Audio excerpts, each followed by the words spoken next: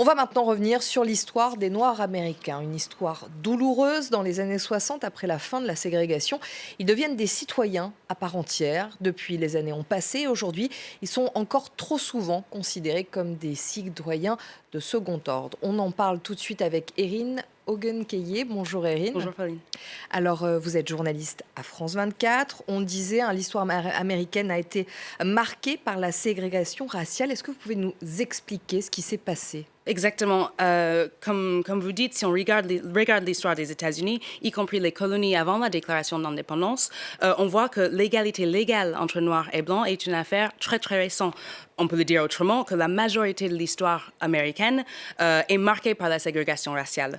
Ce qu'on voit dans ce graphique du Washington Post, c'est qu'on a 264 ans d'esclavage et ensuite presque 100 ans de ségrégation raciale sur les lois dites Jim Crow. Comprendre cela permet de mieux comprendre les questions raciales aujourd'hui. Qu'est-ce qui s'est passé après l'abolition de l'esclavage ? Alors, donc, le président Abraham Lincoln a signé la proclamation de l'émancipation en 1863, ce qui a libéré les esclaves. Puis il y avait une vague de progrès après ça, notamment le 13e amendement qui lui a aboli l'esclavage officiellement, et ensuite le 14e qui donnait la citoyenneté américaine à toute personne née sur le territoire, y compris les esclaves. Mais suite à ces progrès, il y avait une réaction très très violente à ce progrès, notamment des États du Sud qui voulaient maintenir la ségrégation raciale et donc la suprématie blanche dans les États du Sud.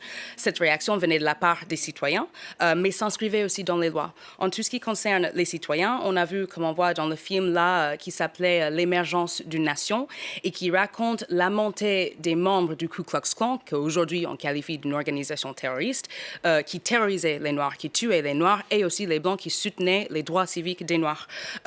Avec ce type de film, on a aussi vu monter dans l'imaginaire américain l'image de l'homme noir, notamment comme criminel, meurtrier, violeur. C'est ce qu'on voit dans ce film, la femme blanche qui s'échappe du noir et qui, son seul sort, c'est de sauter, sauter à sa mort. Donc, dans l'imaginaire, ça a eu un grand effet. Ça a même été diffusé à la Maison-Blanche sous Woodrow Wilson. Donc, ça explique la réaction des citoyens. Mais on avait aussi la loi. Entre la fin du 19e siècle et jusqu'aux années 1920, on a vu une série de lois écrites qui consacraient la ségrégation raciale officiellement aux États-Unis. Ces lois étaient écrites dans les États du Sud, mais étaient la norme dans les États du Nord. Donc, aucun État aux États-Unis n'était épargné de cette ségrégation.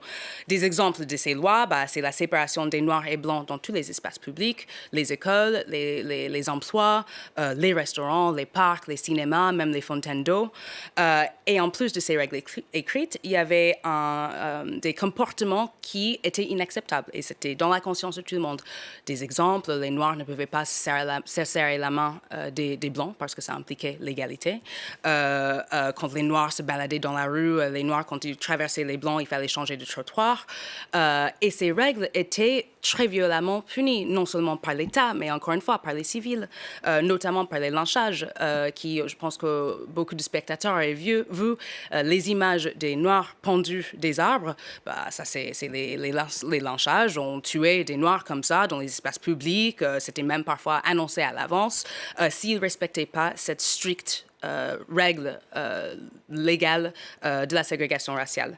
Et entre 1882 et 1968, au moins 4700 personnes ont été tuées de cette manière, lynchées.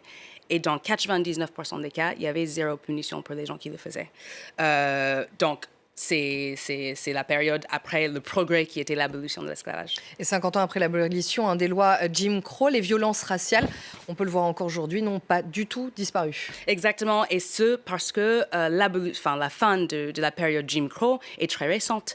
Il y avait une série de progrès, encore une fois, dans les années 50 et 60, notamment la décision de la Cour suprême de 54, Brown versus Board of Education, qui déclarait la ségrégation raciale dans les écoles publiques anticonstitutionnelles. Ensuite, et le plus important, c'est 10 ans après, en 1964, on avait le Civil Rights Act qui, lui, interdisait officiellement la discrimination reposant sur la race, la couleur, la religion, sexe ou origine nationale. mais tout ça est très récent. Il y avait des restes de ces lois. Je pense que beaucoup de spectateurs ne savent pas que l'Alabama a été le dernier État à permettre le mariage entre noirs et blancs. Ça, c'était en l'an 2000. En l'an 2000, on est en 2020. C'est vraiment très, très récent. Et donc, oui, et ça c'est tout l'enjeu de ce qui se passe aujourd'hui, c'est que cette mentalité persiste. C'est pas avec le changement de loi qu'on change vraiment l'esprit des gens, et c'est ce qu'on voit aujourd'hui. Merci beaucoup, Erin, pour toutes ces explications.